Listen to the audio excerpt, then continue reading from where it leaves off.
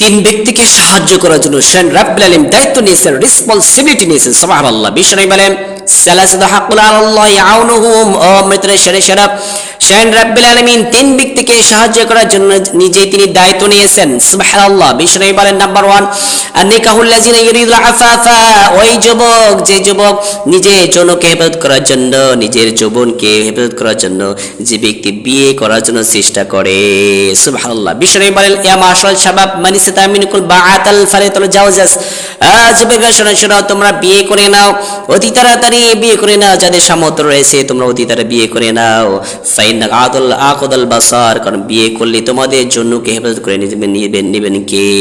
তার মানে যে ব্যক্তি বিয়ে করার জন্য চেষ্টা করে যৌনকে হেফাজত করার জন্য, বিশ্বনবী সাল্লাল্লাহু আলাইহি ওয়াসাল্লাম 2 নাম্বার বলেন ওই ব্যক্তির উপর রব্বুল আলামিন সাহায্য করার দায়িত্ব গ্রহণ করেছেন।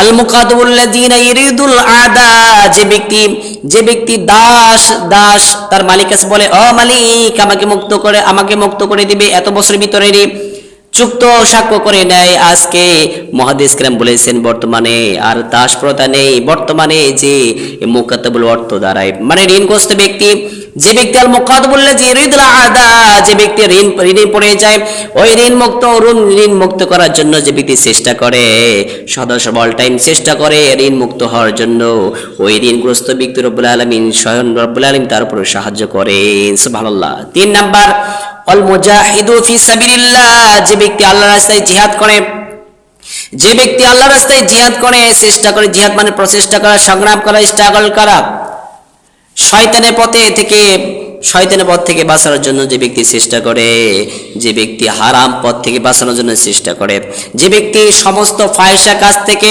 তার নফসের ধোঁকা থেকে যে ব্যক্তি বাঁচানোর জন্য চেষ্টা করে, সে ব্যক্তি মুজাহিদ ফি সাবিলিল্লাহ, আল্লাহর রাস্তায় যে ব্যক্তি চেষ্টা করে, যে ব্যক্তি আল্লাহ তাআলার পথে থাকার জন্য, টিকে থাকার জন্য যে ব্যক্তি চেষ্টা করে, স্বয়ং রব্বুল আলামিন ওই ব্যক্তির উপরে রব্বুল আলামিন সাহায্য করেন। সুবহানাল্লাহ। তার মানে তিন ব্যক্তির উপরে আল্লাহ তাআলা স্বয়ং রব্বুল আলামিন বলেছেন আমি তার উপরে দায়িত্ব গ্রহণ করি, সাহায্য করার দায়িত্ব হয়ে যায়। সুবহানাল্লাহ। নাম্বার 1 যে ব্যক্তি তার যৌনকে হেফাজত করার জন্য বিয়ে করার জন্য চেষ্টা করে।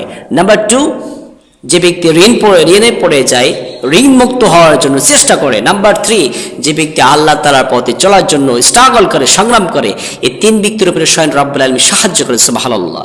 আল্লাহ তাআলা আমরা প্রত্যেকেই এই তিন ব্যক্তি হওয়া তৌফিক দান করুন। আমিন।